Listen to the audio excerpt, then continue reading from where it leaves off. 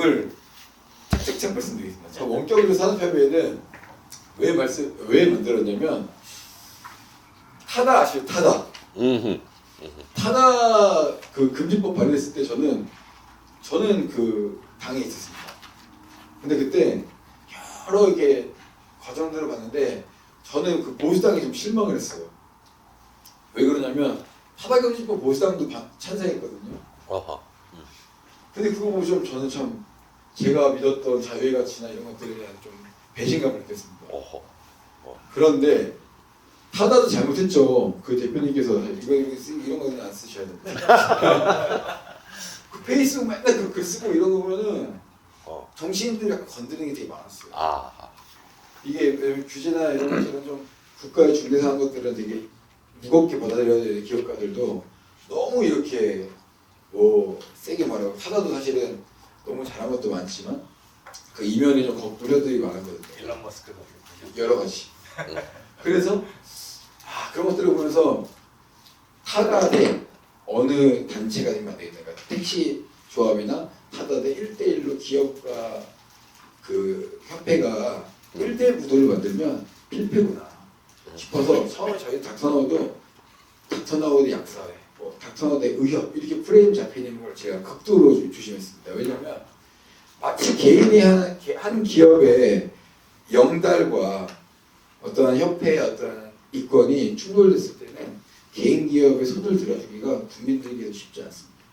그래서 저희가 다 한 분 한 분 만나 설득해서 협의를 만들게 되었는데 여기 존경하는 선 대표님께도 감사한 게 지금 저희는 규제가 너무 세다 보니까 서로 경쟁하고 이럴 것도 없이 그냥 규제 하나 풀려고 같이 이렇게 의기투합해서 제일 잘하고 있는 건 자정작용인 것 같습니다.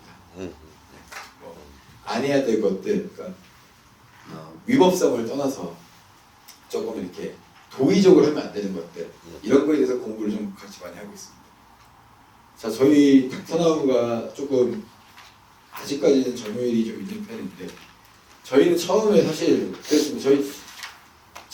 저랑 동명인 대표는요 한양대 의대 한양대 의대 출신이고 저보다 10년 후배입니다. 저는 사실 어머니께서 옛날에 그런 말씀 많이 하셨어요. 변호사 친구랑 의사 친구가 있어야지 좀 덜 억울하다고 해서 의사 친구 만들려고 이렇게 사귀었는데 의사가 안 되고 지금 뭐 이상한 규제 사업해가지고 뭐 힘들게 하고 있습니다. 저희 뭐 여러 가지 적어놨지만 제가 좀 늦은 결에 제가 말씀드리자면 저희 닥터나우는 의사 친구 없는 사람들도 의사 친구가 있게끔 만들어준다라는 가치에서 시작을 했습니다.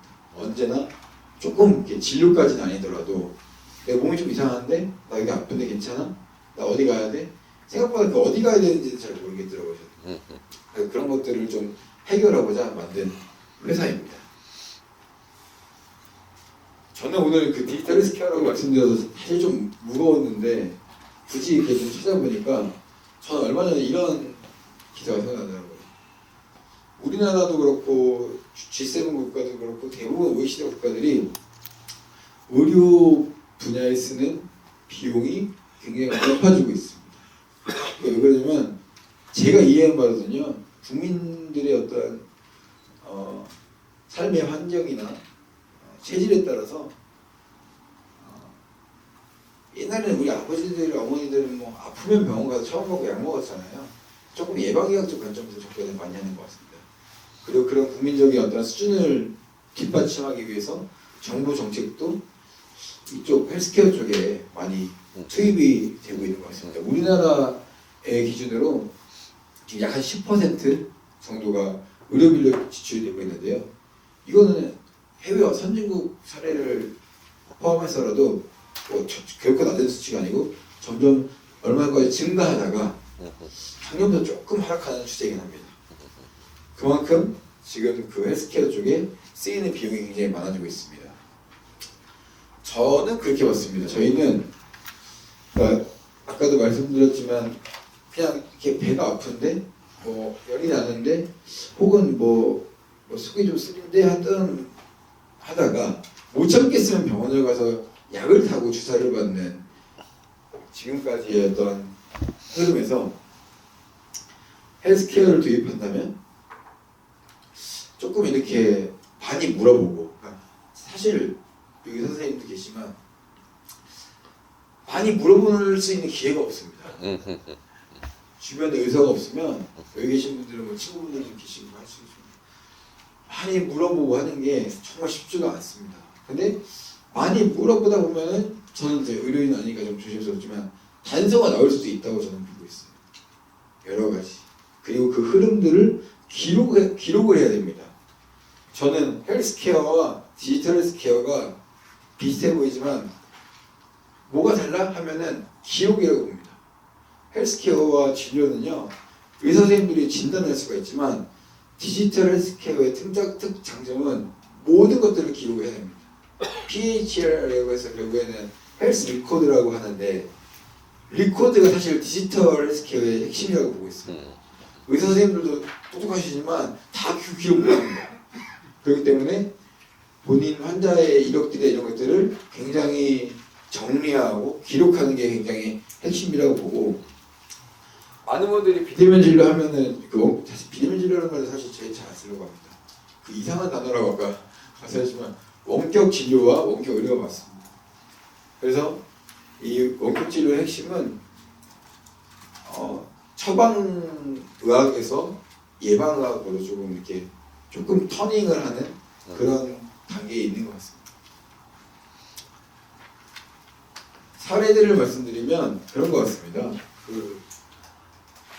저희 앱을 이용하는 분들은 뭐 여러분들 이제 원격 의료 하니까 오늘 뭐 많이들 들어보셨겠지만 이런 생각도 한 번은 하셨을 거예요. 장애인 환자들이나 옛날에 야, 섬 지역에 있는 분들은 저기 어려우니까 해야 된다. 산골에 계시. 완성질 환자분들은 이렇게 리피트 처방해야 되니까 필요하다.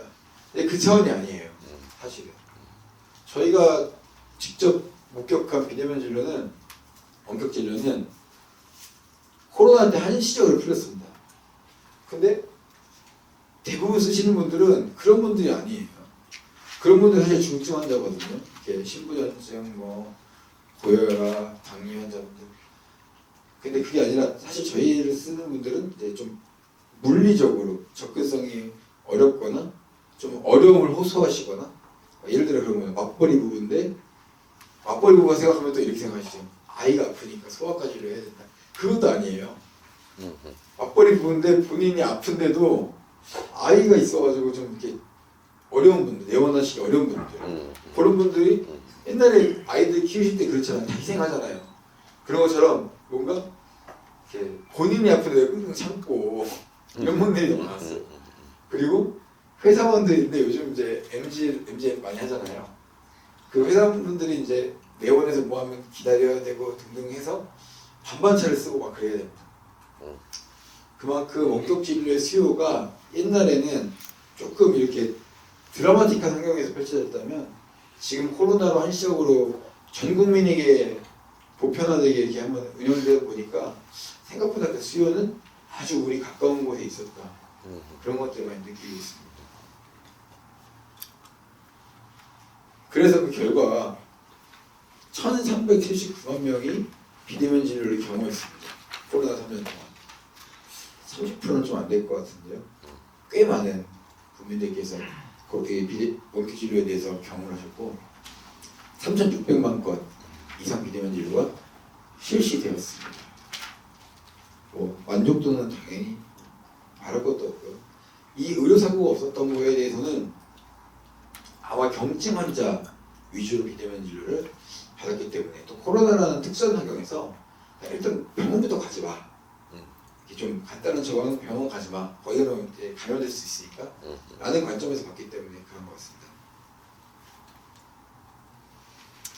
저희가 정리한, 협의회에서 정리한 자료인데요.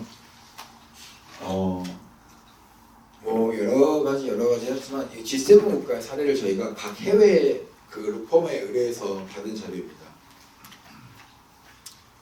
대부분 초중부터 허용을 하고 있고요.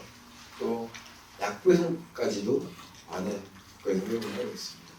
아마 여기서 가장 중요한 건 독일 사례인 것 같은데, 저도 지금 복지부의 장문단 회의를 이렇게 위원으로 참석을 하지만 초진 재진이 그 그 갈등 구도로 이렇게 대립해서 안 된다고 봅니다. 크게 의미가 없고요. 독일 사례는 오히려 의료진에게 판단 권한을 부여하고 또 원격 진료라는 것이 대면 진료에 비해서는 조금 취약할 수도 있습니다. 안전성에 대해서. 왜냐면 뭐 시진, 타진, 촉진 등등이 좀 빠져있기 때문에 충분히 그럴 수 있기 때문에 그 환자에게 이게 조금 더 대면 진료보다는 안전하지 않을 수 있다라는 것들을 권고하면서 나중에 혹시나 발생한 의료사고에 대해서 의료진의 어떤 책임을 조금 경감해 주는 거에 대해서 집중을 하고 있습니다. 저도 항상 그 복지부에 가면 그런 얘기를 되게 많이 하고 있습니다. 왜냐하면 비대면 진료 참여 의사가 많아야 되는데 코로나 비대면 진료면 엄청 비대면 진료 야 의사들도 막 습관이 있고 엄청 많이 할 거다라고 하지만 엄청 보수적으로 하세요. 왜냐하면 거기에 대한 책임은 오롯이 의료진이시기 때문에 저는 그거는 사실 지금도 의료진에 대한 책임은 나름 경감해야 되겠다고 보고 있습니다. 옛날 그 원격 의료라고 하면 반대했던 여러 논리들이 이제 그 대형 병원으로 다 간다. 왜냐면은 옛날에 접근성 어려운 분들도 뭐 서울대병원 가고 싶은데 못 가니까 원격으로 하면 서울대병원을 쏠린다 아니면 조금 더 좋은 병원에 많이 쏠린다고 하는데 저희가 처음 이 사업 만들 때부터 생각했던 거는 절대 그런 현상이 없습니다. 왜 그러냐면은 경증 환자이기 때문에 그리고 우리나라 그 1차, 그 2, 3차 의료기관이 좀 예약제가 많습니다. 중증 환자들도 예약 안 하면 잘 못 가시잖아요. 그러니까 이게 현실적으로 실무적으로 안 되는 얘기입니다. 그래서 80% 정도가 지금 당연히 동네 의원도에서 이루어지고 있습니다. 이걸 코로나 3년 동안 많이 이제 목격을 하고 오히려 많은 의료계에서도 좀 기우였다라는 것들을 보고 계실 거예요.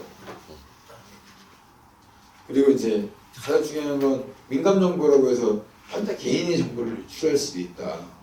저희 같은 사업가들이 뭐 그 정보를 활용해서 좀 이렇게 비싸게 팔 수도 있다. 그런 의뢰를 많이 하셨는데 제가 3년 동안 사업을 하고 느낀 거는 원격 진료 규제도 허들을 넘기 엄청 어려운데요. 환자 의료 정보는요 의료법이 너무 세가지고 할 수가 없습니다. 아무것도 할 수 없어요. 오히려 와이어리스 데이터나 이런 것들이 조금 더 개선돼서 아까 말한 대로 디지털 스케일하는 관점에서는 그런 것들이 리코드되고 환자가 관리돼야 되고 그걸 보는 의료진들도 열람할 수 있고 여러 가지 등등이 필요한데 우리나라는 그 금융 법률보다 의료가 한참 더 위에 있습니다. 개인정보 보호가. 근데 그런 것들이 저희가 뭐 비싸게 팔려고 하는 거 아니거든요. 저희는 그런 관심이 없는데 하면 좋은데 왜냐면 유저들이 많아지니까. 근데 너무 좀 규제가 너무 빡빡하게 되어 있어서 오히려 국민들께 제공할 수 있는 좋은 서비스들을 많이 제공하지 못하는 측면이 좀 아쉽습니다. 저희가 많은 분들이 원격으로 하면 진료만 생각하시지만 저희 코로나 때는 약 배송까지 다 되었습니다. 근데 사실은 저희의 많은 유저분들이 가장 좋아했던 거는 진료도 진료지만은 약이 직접 와야 됩니다. 왜냐하면 비대면 진료라고 해서 진료는 비대면으로 했는데 약은 직접 가야 되면은 그게 효용감이 좀 떨어집니다. 근데 지금은 또 약 배송도 아예 전면 중단되어서 너무 어려운 그런 소비자들이나 환자들이 좀 그렇게 아쉬워하는 측면이 있습니다. 그리고 또 원격 진료 많이 하면 그 건보 재정 좀 이렇게 어려워지는 거 아니냐 라고 했는데 저는 첫 번째로요 비대면 진료, 원격 진료가 엄청 막 핫 이슈처럼 이렇게 떠올랐는데 좀 김 빠지는 소리를 한번 드리자면은 작년 제가 올해 국감도 갔다 왔거든요. 저희 만든 지 3년밖에 안 됐는데 저희 3년 동안 국감을 한 번도 안 빠지고 3년 동안 출석하고 있습니다. 네. 제가 국감 때 말씀드린 바에 따르면 작년 기준으로 그 급여 기준으로 뭐 비급여는 당연히 트래킹이 안 되지만 급여 기준으로 비대면 진료 청구 건수가 0.3%입니다. 3%가 아니라 0.3%입니다. 우리나라 국민들 대면 진료를 훨씬 선호하고요. 또 저도 대면 진료합니다. 그리고 우리나라 의료 접근성이 괜찮아서 지방도시 빼고는 너무 괜찮아서 그런 우려가 없습니다. 그리고 추가적으로 저는 조금 더 나아가서 원격 진료가 정말 활성화된다면 나중에 더 중증으로 이렇게 소비되는 건보 재정을 크게 쓰는 것보다 진료 그러니까 조금 예방가적 관점에서 조금 이런 낮은 진료비로 국가에서 부담을 하는 것이 조금 더 큰 관점으로 봤을 때는 도움이 되지 않을까라는 생각입니다. 그래서 제가 생각한 거는 좀 이게 짧은 견해이고 얼마 안 됐지만 그런 것 같습니다. 저희 일단은 이슈가 많이 됐지만 유선 진료를 하는 분들이 훨씬 많거든요. 비대면 진료가 뭐 부인과 진료도 있고 비뇨기과 진료도 있고 정신과 진료도 있다 보니까 좀 이렇게 화상 전화하는 건 부담스러운 환자분들이 있어요. 그럼에도 불구하고 저는 산업계 차원에서도 영상통화 화상 진료를 원칙으로 해야 된다는 게 있습니다. 왜냐하면 그 시진이라는 게 되게 중요하기 때문에 여러 가지 측면에서도 안전성을 확보할 수 있다고 봅니다. 그리고 1차 의료기관 중심으로 당연히 이뤄진다고 생각합니다. 그리고 저는 사실 좀 이게 제일 핵심인 거는 의료진의 판단을 너무 우리나라 복지부에서 존중을 안 합니다. 복지부에서 이렇게 지금 비대면 진료 가능 환자를 쭉 나열했는데 그게 뭐 얼마 되냐 많이 적게 되냐 이게 문제가 아니라 그 내용을 보면은 현장 의료진의 판단이 아예 없습니다. 그래서 저는 복지부 공무원분들보다 현장의 의료진들이 환자 상태를 더 판단할 수 있다고 보고 있는데 거기에 대한 근거를 좀 많이 둬야 된다고 생각합니다. 그래서 초진이냐 재진이냐 뭐 솔직히 재진이라는 것도 여러 가지 이유가 있죠. 초진도 여러 가지 이유가 있고 이유를 나열하자면 수도 없습니다. 다만 의사가 판단한다. 그리고 그 판단에 대한 책임을 경감시켜 줄 수 있는 근거를 마련한다는 게 가장 핵심인 것 같습니다. 그래서 제가 참고할 만한 것들이 있는데 한국원격의료학회에서 얼마 전에 비대면 진료에 대한 가이드라인을 발표했습니다. 그 해외 유사 사례만 봐도 일본, 또 미국 이런 데서도 결국에 각 나라의 의협에서 원격 진료 가이드라인을 줍니다. 그럼 이제 약간 이게 그런 거예요. 법적인 어떤 구속력은 없지만 지침입니다. 강령과 지침입니다. 비대면 진료할 거면 이거 위험하기 때문에 이건 하면 안 된다. 뭐 이건 하면 안 된다. 이런 것들이 있거든요. 제일 규제 같은 겁니다. 그래서 우리나라 한국원격의료학회에서도 얼마 전에 이 가이드라인을 발표하셨는데 이 모든 것들의 핵심이 뭐냐면 대면 진료를 보완할 수 있는 개념으로 비대면 진료를 봐야 된다. 또 저희 같은 플랫폼 그 기업들을 이제 인정을 해야 된다는 겁니다. 복지부에서는 이제 애둘러 조금 이렇게 여러 가지 인정도 안 하시고 했지만 결국은 저희 같은 앱이 생겨서 의사분들의 좀 절차와 약사분들의 절차를 많이 줄이고 환자분들의 절차를 많이 줄이고 있거든요. 그래서 저희 같은 이제 설비 제공자라고 하셨는데요. 설비 제공자에 대한 개념을 명확하게 해야 됩니다. 왜냐면 저희가 항상 복지부 회의 가도 저는 인증제, 허가제 무조건 해야 된다고 보는데 신고제 왜 그러냐면 저희한테 책임을 좀 의무와 책임을 다하겠다는 거예요. 의료진의 무조건 100% 과실로 몰아갈 수는 없고 여러 가지 문제가 발생했을 때 설비하는 그 중개하는 업자들이 잘못했으면 거기에 대한 책임을 져야 된다고 봅니다. 그래서 저희가 뭐 조금 한 발 정도 나가서 이렇게 좀 여러 가지 제안들을 좀 드리고 있습니다. 이게 좀 엄청 어려운 말인데요. 저희 업계 얘기를 좀 재밌게 들을 수 있잖아요. 저희가 제일 많이 듣는 말이 닥터나 돈 많이 벌었다고 막 계속 그러거든요. 저희 순수익이 없습니다. 좀 저희 투자사들한테 죄송한 말씀인데 돈을 번 적이 없어요. 왜냐면은 비대면 진료로 돈이 안 됩니다. 왜냐면 의료법이 너무 세요. 그리고 또 의사협회가 너무 셉니다. 이거 진료비 딱 뭐 스스로 10%씩 저희 진료비 환자 부담금 기준으로 5,500원, 4,000원, 800원 그러면 지금 10%에서 500원 이렇게 되는데 쉽지 않습니다. 그리고 좀 법제도 아직 안 됐는데 이거 수요 부과하고 수익 번다는 얘기 들으면 법제가 좀 발목잡혀요. 그래서 저희가 제일 많이 듣는 분이 야 그럼 니네 돈도 못 번다면서 니네 어떻게 아주 앞으로 돈을 벌 거야? 헬스케어 이제 미래는 아니지만 솔직히 제가 헬스케어 미래에서 말씀드릴 수 있는 제약도 없지만 저는 그렇게 보고 있습니다. 제가 그러니까 꿈꾸는 상상 같은 건데 아까 말한 헬스 데이터 같은 것들이 계속 기록돼야 됩니다. 기록돼서 환자가 저도 솔직히 한 1년 동안 너 지호야 너 무슨 진료 받았어? 라고 물어보면은 무슨 진료 받았는지 기억이 안 나. 그리고 저희 재심 기준도 말이 안 되는 게 재심 기준을 하려면 그 자기가 갔던 병원의 의사 선생님이랑 병원 이름을 알아야 되거든요. 근데 급해가지고 내과 가가지고 감기약 받았던 의사 선생님이랑 병원을 제가 몰라요. 전 이 분야 일하면서. 근데 그런 것들이 기록이 되는 게 굉장히 중요한 것 같습니다. 여러 가지 차원에서.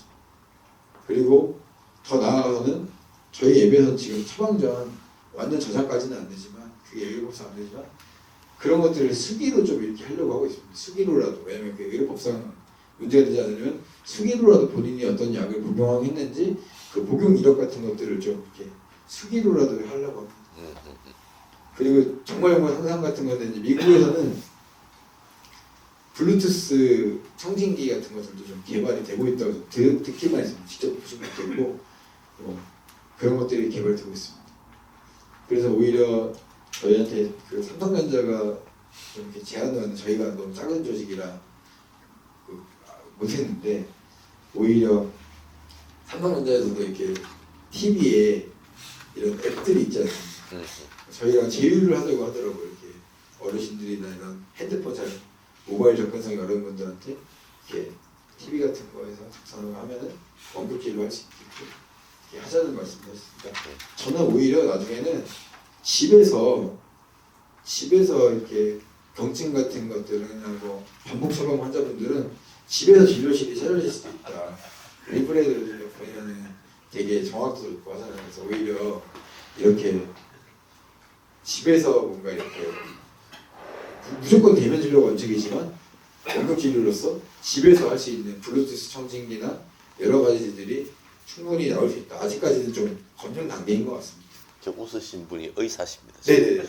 그러니까 오히려 그래서 좀 그런 부분들이 충분히 구현될 수 있지 않을까. 아직은 너무 근데 제가 봐도 좀 미비합니다. 그렇기 때문에 조금 지켜봐야 되겠지만 꼭 그런 시대가 올 수도 있다라는 것들. 그리고 뭐 시장 규모나 이런 것들은 제가 솔직히 저희가 투자 받을 때 많이 하는 말인데 이게 좀 뭐랄까 좀 뜬구름 같아서 저도 잘 안 믿습니다. 원격으로 시장이고 100조가 넘어간다 뭐 이런 얘기를 하는데 돈을 못 벌어보니까 저희가 아직 또 시장이 유니콘 같은 그런 느낌이 좀 듭니다. 하지만 저희가 좀 유의미한 것들은 투자 받을 때 했던 저희가 자료를 취합했는데 저희가 추측입니다. 저희끼리 했던 추측은 모바일 의료 시장이라는 말 저희가 처음 썼는데 원격 의료, 원격 진료 이런 걸 모바일 의료 그냥 진짜 지금 있는 스마트폰으로만 할 수 있는 구현할 수 있는 의료 시장을 여러 가지 고민해봤는데 1년에 한 10조, 최대 10조까지는 된다 라는 것들이 있습니다.